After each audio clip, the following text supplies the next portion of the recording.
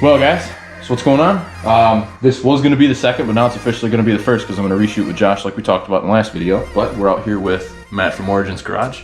Okay. And we're here going to talk about his 98 Honda Civic. Yep. So, how'd you get the car, man? Why are you in Honda? Man, so back when like a lot of people's story probably started back when I saw the first Fast and Furious movie. It was actually a year before I got my license. I had a buddy actually, when I moved to Omaha, the first couple of years when I got my license, he had a 97, he had a coupe, two-door. Okay. And, you know, we didn't know what we didn't know at the time, right? As a lot of people came through that whole phase. Yeah. But we actually, you know, using his car as kind of like a learning process. Looking back now at like photos of his car and stuff, like shockingly, like we did a really clean job with his car, you know, very tasteful, very well done.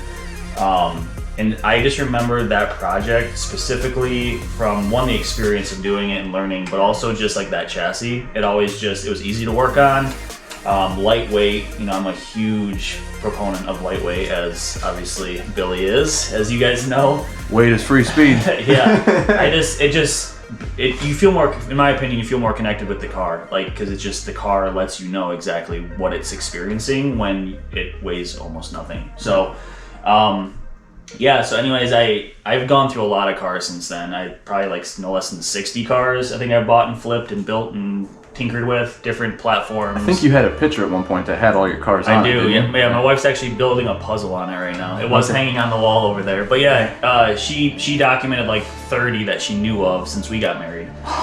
In 10 years? Yeah. 30 cars in 10 years. I mean, yeah. I own like 12 cars, but... Yeah, I've never owned as many as Billy's owned at once. At one time, yeah. He's definitely been around. He's experienced a lot of platforms. I have. I mean, German, Japanese, American, I mean, you name it, I've owned it and tinkered with it. But I knew that I always wanted to come back to the golden era Honda platform. I just, I don't know, I just love them. And so I was looking for this one, obviously living in Michigan. We're at a little bit of a huge disadvantage, honestly, about finding clean shells. So once I knew I wanted to get serious about building one of these, I had a Turbo Miata build that I had just finished at the time. And I knew I don't have the space to store to, I don't really have the fun money to build and own to. So I sold that one. And then I started looking seriously, and it took me almost 3 years to find this shell. I happen to be, and I actually believe that the loss of Craigslist has killed a lot of people's ability to like do that. Yeah. I don't, you know, my opinion is like Craigslist was like a lot of people just posted stuff to get rid of it, and you never really, a lot of people didn't know what they had. Right, whereas like with Facebook Marketplace, especially with the fact that they they got price ranges and stuff. Price like control. you could have $100,000 into this car, and they won't let you list it for more than like $3,000, which is just ridiculous. Yeah. So I remember I saw this car posted up. It had been up for like 2 days. It was a kid, a couple hours away. I want to say it was like towards Grand Rapids, and it was black, bone stock. It's a DX. It's a hatch DX chassis. So very light. It's like the lightest chassis of this generation. It's manual windows, manual doors, no power steering. I mean, like no sunroof, nothing. Like it's just basic. My kind of shit. Yeah, it was a manual. It was a manual 5-speed car when I got it, but like the DX doesn't even have a tach. It has a speedometer. It doesn't have a tach. Really? We'll have to go in there and look at that because I didn't even know. It does now. It does now. Oh, okay. The OEM cluster in the DX does not even have a tach. Okay. It's since been swapped out from a Canadian SI, but anyway, so yeah, I went down there, I looked at it, it had some eBay suspension on it, but the kid had, you know, he delivered pizzas with it, but his dad had helped him like, you know, get, you know, basic maintenance done, you know, that type of thing, but really gravitated me to it was super clean. I mean, for a Northeast car, had never been in an accident, all OEM panels, and it was like rust free. So we made a deal. I wasn't leaving without it for sure. I actually went with Cody, and we bought it, drove it back. It was in the middle of winter. It was on some terrible, like bald all seasons. Drove it home, and then I knew almost immediately. I think right away I found some wheels and tires for it. Did a few tinkering things with it. You know, the car was black. Polished it up, cleaned it up, and then shortly after, you know, things spiraled out of control. So yeah, the first week I had it, fully gutted the car over at the shop while Cody, we were building the 2JZ Subaru. Fully gutted the car, rust-proofed the whole inside, painted the whole inside. That's when I did the cluster swap. I put the first Sparco seat in at the time. So it had the single cam in it, non-VTEC, absolute, turd of a motor, but it liked to rev, it didn't burn oil, it was healthy, and I just went and beat the fire out of the car, honestly. And so my goal was just to autocross it and have some fun with it until I decided what I wanted to do. But I knew the goal was always to go K-swap. I've kept tabs on the whole process over the years, and I didn't think it was gonna actually happen as fast as it did, but once I kind of put my mind to something, it just goes for it. So you find the right deal and plans come to fruition. Yeah, really. That was the thing. A lot of people are really terrified of the whole idea of a K-swap, and there is a lot. There's a lot to know, but you find some good. All you really need is a couple guys who are legitimately willing to answer some questions, because you'll have, any forum, any platform, I should say, you'll have 99% of guys who just want to just talk. Yeah, a lot of misinformation. Yeah. Well, and they forget where they came from too, right? It's you might have a car that's done now, and it might have been done for 5 years, but guess what? When you first started, you didn't know dick either. So it's you gotta always kind of have perspective on that. So I try to remember that, because I like to help people now when they approach me, Instagram, whatever. But I found a couple guys that were really solid, pieces of information. They like to help out, but saying that, you got to do your own homework too. Nobody's going to spoon feed you, and you shouldn't expect them to. And so I always tried to come to them with questions that said, hey, this is what I'm dealing with. I've already found out this, and the other thing, but I'm still having this one specific issue. And I feel when people see that you've already done the groundwork, they're more apt to help you. So okay, yeah, that's good. I'm just making sure you weren't getting cut out of shot. Oh, cool. My shoulder's getting tired. we need a tripod. I'll say I might move your ladder here and try to set it up here in a second. Yeah. Maybe just set it up against the wall. Okay. But yeah, so went down the road of K-swapping. Well, so you got a K. What kind of K is it? There's 20 different ones. Yeah, so you have the base, or the Civic SI, the hatchback, the one that everybody tries to forget ever existed. I don't know why. I think they're kind of cool myself, but that had the K28-3, which is not a true VTEC, 3-lobe camshaft motor. Then you have the K28-2, which is what this is. This is an RSX Type S. It makes another 40 plus horsepower over that motor. Wow. And it's a true 3-lobe, true VTEC setup. And then you have the K24A2, which has an extra 0.4 liters of displacement.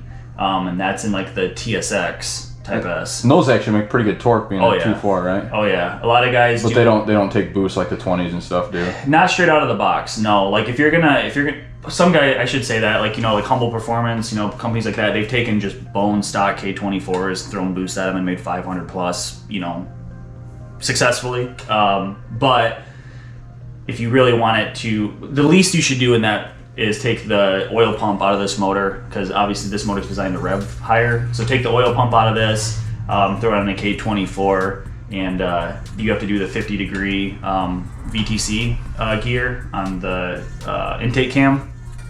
Those two changes, then they bolt right on, basically. And then you have a high revving K20 head with the extra displacement of the 24 bottom end, and then you got the oil pump to support it. So nice. Yeah, that's the Frankenstein build. You guys know 24-20 setups is very popular because of that extra torque. In the Honda world, any bit of torque you can find is valuable. Everything, yeah. Yeah. So yeah, that's a very popular thing. But this is a completely unopened. When I got it, I went through, did fresh timing, all that. I went through it and made sure it was good. Well, the head's never been off. Head has never been off. It's the cover's been off, the valve lash has been adjusted, stuff like that. But no, it's unopened, long block. It's got 170,000 on it probably. And you just beat the snot out of this thing at Waterford, Gingerman. Yeah. Beat the fire out. It hasn't been a Gingerman yet. Okay. I will be going to Gingerman with this car at some point. So the Miata went there? Yes. Okay. Yeah, Miata was there. But yeah, it's strong compression. It came out of a donor RSX Type S. I actually bought the whole car. I'm going to set this ladder up real quick. Yeah. I can't believe how weak my shoulders are. Not being a tech anymore. Alright. So yeah, now I can give my shoulder a break. But yeah, I mean, it's, you know, I bought the whole donor car, and which was great because I was actually able to drive the donor car. The car felt really down on power when I test drove it. Come to find out, it was the VTEC solenoid was bad, which tells me that probably for a lot of the life of that car, it wasn't even getting pushed that hard, which was a good thing for me. So it just stays in low lift all the time? Yeah, it doesn't have, like, the oil pressure doesn't have successfully the ability to kind of push that cam over, essentially is what happens. So, but I did compression test it, compression was super solid, so I knew the motor was strong. It just felt weak. So yeah, I bought the car, drove it home, and immediately tore this out of it, and you know, kind of went to town. I ended up, you know, that's a good way to do it too if you're worried about cost and stuff, is because you can, I was able to sell a lot of parts off that car, because the interior was the black leather. It was in really good shape, so like people, I mean, it was, anyways, long story short, you can recoup a lot of your money if you can find a cheap running donor car, pull what you need, sell the rest, and it offsets that cost a lot. Something that got smashed in the back end or sat out in somebody's yard and the bottom end's rusting out of it, but the interior is still in good shape and it runs good and stuff like that. Yeah, this RSX, the body was rough. It was rusted in a lot of places and it was rough, but the interior was primo and the motor was strong, and that's all I cared about. Right. Got that good old Honda reliability. Yep. So yeah, did that, and then the car obviously, you know, I kind of, the mantra, if you're in there, you might as well. And so the car has pretty much your standard, what you'd expect, like bolt-ons. So it's got the RBC manifold, intake manifold. That's off the later gen Civic Si. So for us, this is unported too. This is just straight up manifold, but it flows way better than the OEM manifold on this motor. So that, and then I'm running the stock throttle body. So it's still like it's a smaller, it's like 62 mil. So I think. Do they have to run this adapter to use the stock throttle body? Yeah, so there's an adapter to run the stock throttle body to the RBC. This is a K-Tune one, but there's like 20 options now. Just go to eBay, you can find one, honestly. $20. Yeah, right. And then I'm running like the phenolic, or the, you know, throttle body spacer. Yeah, basically the gaskets that are like heat resistant-ish, right? So I have one on the manifold to the head as well, so try not to transfer any heat from the head to the intake manifold. So who knows if it makes that big of a difference, but I mean, if you have to buy a gasket anyways, that was kind of my process. It's like, well, give it a shot. And those are also reusable too, versus the paper gaskets where they shred and they tear when you take them apart. Putting one between the throttle body into the intake manifold, I mean, you're already pulling in cool air, hopefully, right? So that one probably really isn't doing much. But the one, this one for sure. Yeah, this one heats up and everything. Yeah, the one between the head. Yeah. So, but yeah, it's got it's got the hybrid racing 3-inch cold air intake. For fueling, I'm running the OEM Acura RDX, the SUV 410 cc injectors. I'm on 93 octane is what the car is tuned on. If I was running E85, it wouldn't be enough injector, so I'd have to go, you know, bigger, obviously. At that point, just go to some thousands, and with a good tuner and stuff, especially with modern tech, like you can daily drive thousands easy, you know. So especially having that, because you got a Honda at ECU, don't you? Yeah, it's a K-Pro V4. K-Pro. Okay. Yep, the V4 had come out not too long before I built this car, which I kind of lucked out there because it does like Bluetooth, which is awesome. I actually I'm able to run wireless Bluetooth signal to like a little tablet, which I just threw in last year to experiment with, but I can monitor all my parameters. Kind of the same thing I set my car up with, but I'm wired. That's cool. That's really cool. Yeah, so I lucked out there. I didn't even know that. I had that cool stuff, man. That Bluetooth to the dash would be nice. I wouldn't have to wire it. Yeah, and it's actually pretty snappy too. It's actually pretty responsive. You know, I've tested it and stuff. I still do like the analog gauges just because of that old like retro feel, watching the needle and stuff, but it is nice to be able to be on track and watch like everything. So you can watch your intake temps, oil pressure. Because this has an actual sensor, not just a switch, right? Yeah, this has an actual sensor that goes to the ECU, but I also am running oil temp and oil pressure gauges from AEM. Okay. So I have a backup, essentially, is what the K-Pro tells me. But yeah, I'm running those off of a sandwich plate. But so fueling that, it's got a Walbro 255, just a drop-in pump. No special nothing required. I did take the time to rip out all the fuel line, and it's all dash 6 fuel line. It's all E85 approved and stuff too, if I ever decide. And no, that's from K-Tune, right? Because it was all a kit with the rail and the tuck lines. So the K-Tune kit is your center feed rail, and you can actually modify this. You can actually run it, pass through if you want to. Okay. But I'm doing center feed for now. It included the regulator, and then it includes like basically the line kit to go from the regulator to the rail. From the regulator to and from the tank itself, that I ordered line from Byron. Okay. And so the way I did it is kind of at the bolt where the firewall is. I have 2 bulkheads. It's all AN fittings. So if I ever wanted to step up to bigger line, I just undread it and put in bigger line. And at that time, I'd have to probably do the bulkhead fittings at the actual pump too. Okay. Kind of like we did on the Supra. Yeah, because right now the fuel lines at the pump where the OEM like nipples are, those are just fuel clamped on. Okay.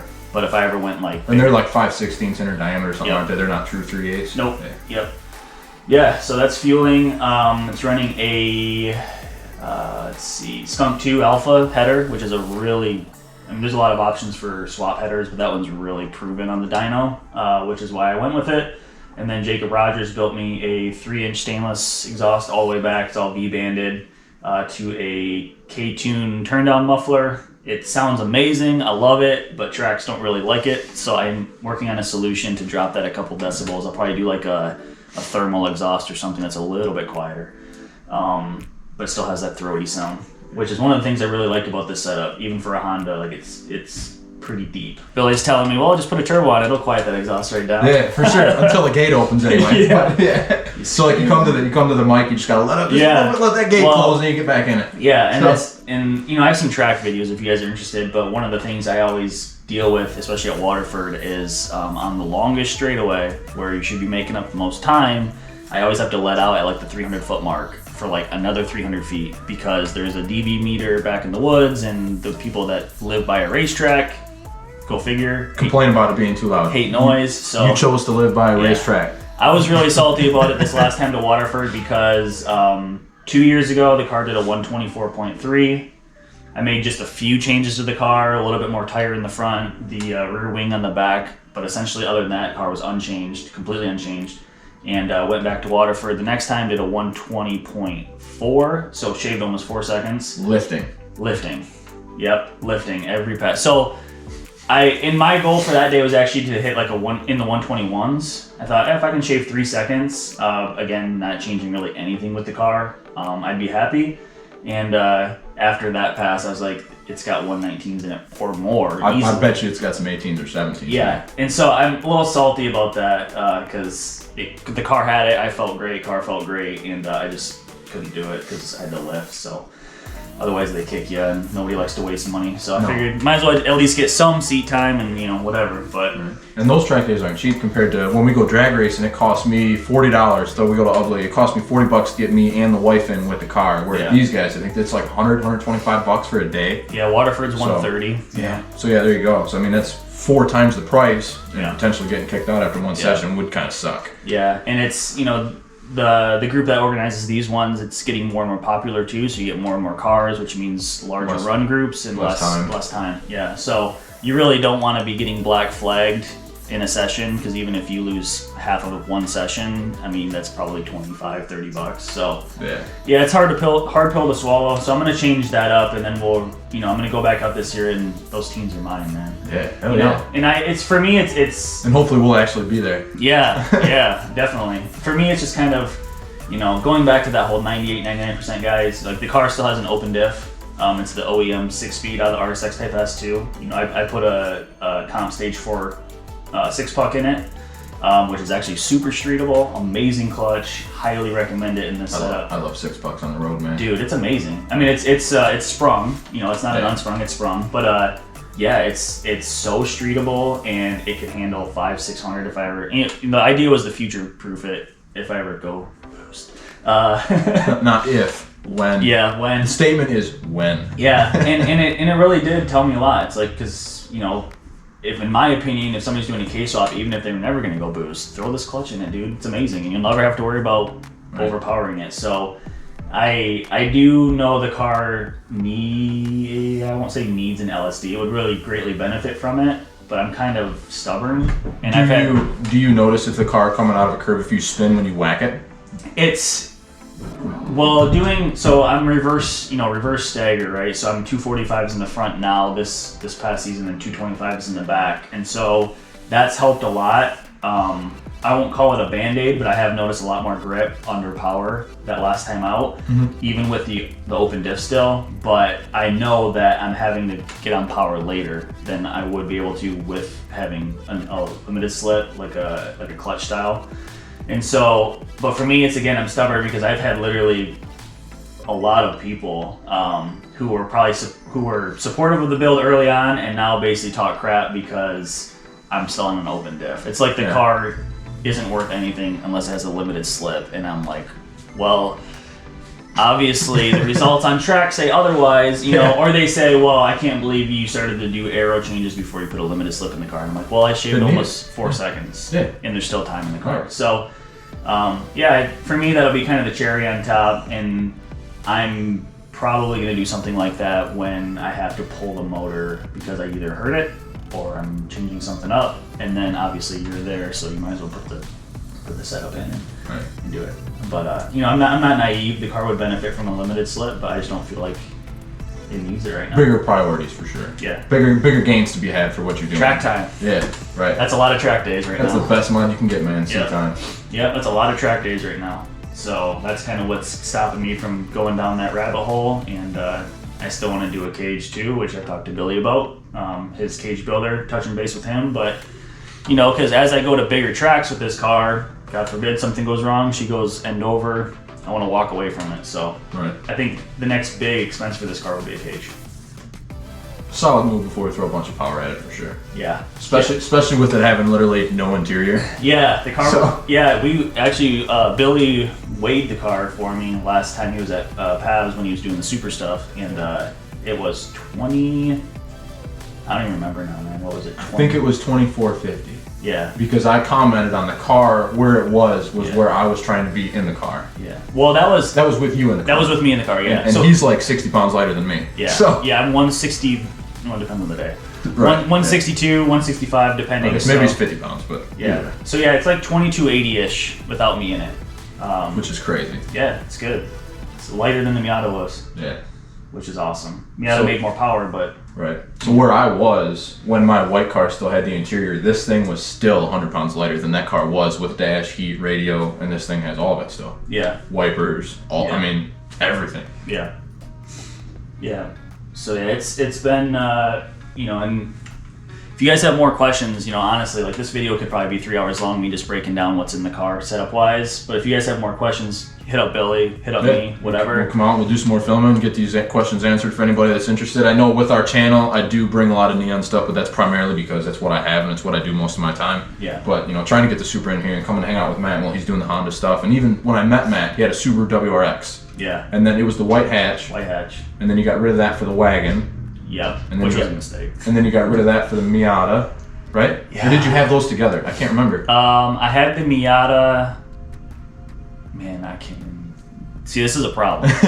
This is the problem. This is a span of like 7 years. Yeah. I don't remember. There was a time there where there was some overlap, and I had a couple at the same time. Yeah, because the Miata was a build that was underway, and then I think I bought the white wagon. Just to drive it. And that was a mistake. That thing had some serious hidden issues.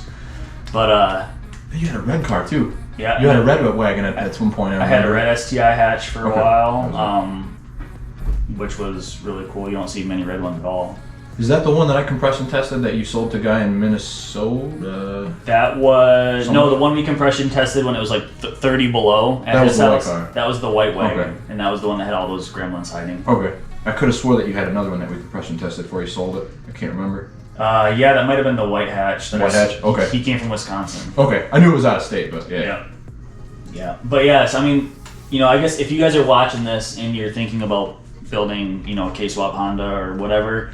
I guess my approach to this was I wanted to do it right the first time so that I didn't spend a bunch of time tearing the car apart or fixing it's a 23-year-old car, so the fuel lines I actually had a fuel line start to leak on me. I had a brake line blow out as I was driving around town, so it's like all the brake lines have been ripped out, and I'm running like a full circuit setup now, so it's all Teflon coated. So, and it's braided the whole way. Yeah. I'll go over and I'll cut in some B-roll shots of the car here, but yeah, he's got banjo fittings that go to and stuff like that, and it's a really, really cleanly well put together car. It looks real good. Yeah, and so like the braking too, like I'm on like a the 4-piston Brembos now, and I'm running the larger 1-inch Type R cylinder, the Master. Thank you. So yeah, just trying to really think about every system of the car and how they work together, so that you have like a well-rounded setup that's not going to leave you hanging at a track day. Because like we've talked about, they're super expensive.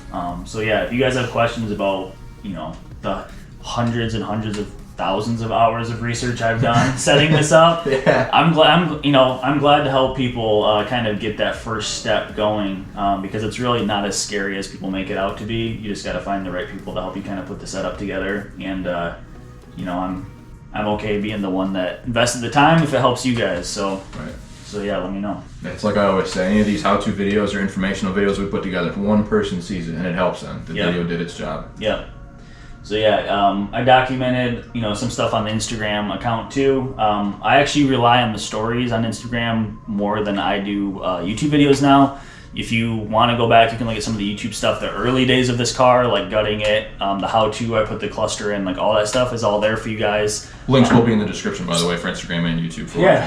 And the Facebook page, and you don't have the website anymore, right? No. So yeah, I've tried to simplify, because I found that the stories for a lot of the how-to stuff that I do, because that's predominantly what I do now, is like track day how-tos, stuff with the car. I rely on Instagram, but there is some stuff on the YouTube, and then if you guys have questions, I can answer them for you as well. But the car has evolved a lot in 3 years, and it will evolve a little bit more this spring, and then it'll see a lot of track time. And if it survives it, then I'm gonna have to really decide: do I want to keep pushing it, or is it time to, really do something nutty with it? But as long as you don't overheat it, it should survive. Yeah, it should be a very well put together car. I mean, it's crazy how reliable and how much abuse these K series engines take. Even the 24s. I mean, they just take it, man. They do. It's crazy. Yeah, they really do. So that's always been kind of my thinking with stock long blocks is something goes sideways, drop another one in, so. Right. But it'd also be nice to have something nasty. Some nice forged parts in something there. Nasty in there, so we'll see. But in due time, we might update this one here. Yeah. But no, it's been a great platform. Absolutely. No regrets, super easy to work on. Billy was looking in the engine bay earlier when he got here, and it's like literally like, what do I need to work on? It's right there. Yeah, I was in awe. I was like, man, what do you need? Yeah. I could sit in here and do something. Yeah. Yeah. It's crazy how much space is in this car. Yeah, and that was part of the idea too, like, the whole, because usually you have like light harnesses in here and like all kinds of like wiring and stuff, and it's like I tucked all that, not just because it looks better, but because I wanted to be able to pop the hood at the track and like immediately not have to like worry about take 10 things off to figure one thing out, Yeah, let me just get at the problem right away and get back out there. So that was kind of the thought process behind that. And then obviously the side product of that is like, hey, it looks pretty clean. So really clean. Yeah. I hope my blue car looks this good when it's done. This thing is clean. Oh, the engine bay is ready. The engine bay is, yeah. Matt was over and we painted that video. You guys have seen that video? Yeah. No, doing engine bay work is awesome. We'll do paths next at some point. Yeah. Make that thing really scream and pop. But I was telling him I think it's time we're gonna change the name of the car. Oh yeah? Yeah, I think we're gonna call it the Retro Supra now. The Retro Supra? Yeah. It's a good name. Pav, if you're watching this, I approve. That's a good name for it. But yeah, it's cool. I don't go to very many like parking lot, events anymore as much. That scene has kind of changed a little bit. That's another sad thing. It was such a good time. It was. 4 or 5 years ago, we'd go to the meet here in town in Midland. Yeah. And that's how I met Billy. That's how I met Josh. That's how I met so many people. Yeah. Well, yeah, and actually, I think the day I met you was at the car show at Culver's. Yep. It was Street Freaks. That was Chris. Yeah. Yep. Because you went with Chris and Sino was there. Yep. And then we all hung out, and that was where I officially met Matt. Yeah, I think that was towards the end of 2013. That was a long time ago. Yeah, it was. I met everybody in 2013. Yeah. I bought my car in 2012, and everybody found me in 2013. Yeah. So we used to go to those meets, and it would be 30 to 80 cars, and everybody was cool. We'd go out, we'd cruise. Nobody would sit there and just piss rev their cars or do burnouts or pulls in front of the shop or you know, the store, wherever we were. Yeah. But all these kids now, it's what they're doing on YouTube. They're seeing all these street takeovers. So now that's the mindset that they got. Yeah. They're showing up to the meet and they're piss revving the cars. They're doing burnouts in the parking lot, getting us kicked out, getting the cops called, and it's getting out of hand. So that really gives a lot of motivation for us to not go. But we also take that time, we put it in the car, and then we actually go to the track. Yeah. So. Yeah, and it's kind of the thing that you know, there's stages, I think, of everything, but especially when it comes to like building and, you know, buying cars and fixing cars and racing cars and all that stuff. Like, you don't realize it when you're younger, but you kind of come to that point where now it's like I go to one of those events and like people will come up and they're like just dumbfounded, like just flabbergasted, like, oh my god, it's so clean and look at all this stuff, and you like kind of blow their minds. But then, like Billy's saying, it's like, well, if you didn't waste your time, you know, like I'm not trying to tell you how to live your life, but honestly, like if you just kind of put your, you know, nose to the grind here, like you can easily build one of these for sure. You know, it might take you a little bit longer, whatever, but especially with YouTube, all the how-tos and all the information. And like we were saying earlier, you know, there's a lot of misinformation on Facebook pages, so you got to decipher a lot of what's there and make it your own and figure it out for yourself, really. But I mean, YouTube and social media has made building stuff like this so much easier. Yeah, it really has, and it's, you know, and it's rewarding too, because, you know, there's not a nut, bolt, bushing, wire, you mean, you name it in this car that I haven't touched or replaced or upgraded. So, you know, it's like again, going back to the lightweight rawness of what drew me to this chassis is just because I love knowing like all those intricacies, you know, like I can almost feel what the car is telling me. And, you know, when you're tracking, like Billy's the same way, like with White Rice and some of his other cars, but especially White Rice, I would imagine, like when you're hauling down the corridor, like you need to like have that connection with the car so you can immediately just even feel like, that didn't feel right. Right. You know, like the back end hits a groove in the track and the car walks or something. Yeah, like, so, like if you were to buy his car and go out and just be like, oh, I have a fast car now, and go hit, well, you're not going to have that same connection. So, you know, take what you will out of that, but there's a lot of value in building that connection, and that only comes from doing the work and spending the time. And ultimately, you know, you're going to have so much better experiences in the car behind the wheel when you kind of have that connection with it. So, you know, they're not living things, but they are living things, in my opinion. Like they, you know, they appreciate the love. They're more than monetary. Yeah, that's for sure. Yeah, they give it back. It's a give take relationship, but they give it back when you spend the time to do it right. Exactly. Yeah, and as you can see, we'll go over some footage here with the car, but yeah, Matt's done a very, very nice job. I mean, a couple little subtle things here. This catch can setup, he's got a breather that comes off the oil cap that sits down here by the radiator because he's got a half mount. His coolant overflow catch can is also here, so it's not just hanging off in the fender somewhere where it's in the way. I mean, the K-tune, the AC delete alternator, is that relocated or is that where they're supposed to be? It's similar location for the alternator, it's just a little bit lower. Okay. But yeah, it's the way, like you said, the way you put this car together, you just made it so easy for somebody to be able to go in here and figure out, you know, hey, you got a leak right there. Mm-hmm. You're not taking, you know, I gotta get this out of there. I thought he actually meant I had a link. He said, I'm like, where? Well, that was just an example. But, that's it, get the wrench. Right. Fix it's time. End it. But yeah, exactly. So. Yeah, you know that, you know, painting a lot of guys paint their blocks, you know, black or whatever, and so I painted mine like a gray tone. That was before I even wrapped the car or anything. I didn't know I was going to do gray, but the idea was to quickly spot leaks. Same idea. Right. So yeah, it was, you know, there's thought put behind everything as far as how the setup goes and stuff. But you could definitely tell. You guys, I mean, the camera doesn't do this thing, any justice. I did film with the car a little bit, and I was looking at the preview on the camera. This is something you're gonna have to see in person to truly grasp what has been put into this car. Like you can get an idea, but until you actually see it in person, you won't really grasp how well put together this car is. It's amazing. It's a beautiful car. Cool. For sure. Appreciate it, man. Yeah. Well, yeah, I'm definitely always, like I said, happy to answer questions. You know, get at Billy, get at me. He'll put some information in there in the description. And you know, I love hearing kind of where people are at in their builds. I currently talk to guys that are in Chicago, Wisconsin, Florida. you know, there's like a handful of guys that, you know, hit me up on Instagram actually quite a bit saying, hey, you know, I'm at this stage, or they're looking at suspension options or brake kits or whatever.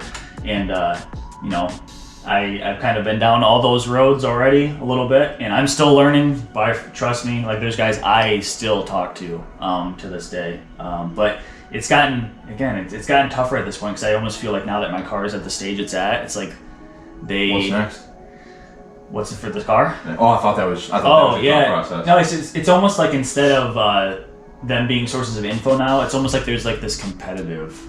Okay. You know what I mean? Okay. Like it's interesting. It's something I've noticed now where it's almost like the same guys are almost kind of less willing, if you will, to help because like, man, this guy's catching me. I better not give him this information. It's just like, well, like especially some of them don't even live in the same state. It's like I might never see you on a racetrack, you know. But that's just something I laugh about a little bit. It's like, okay, man, that's cool. Right. But no, it's you know, like I said, the car will evolve, but where it's currently at should be a fun season, and let's just hope we get some track days this year and we go for them teens, man. Teens it is.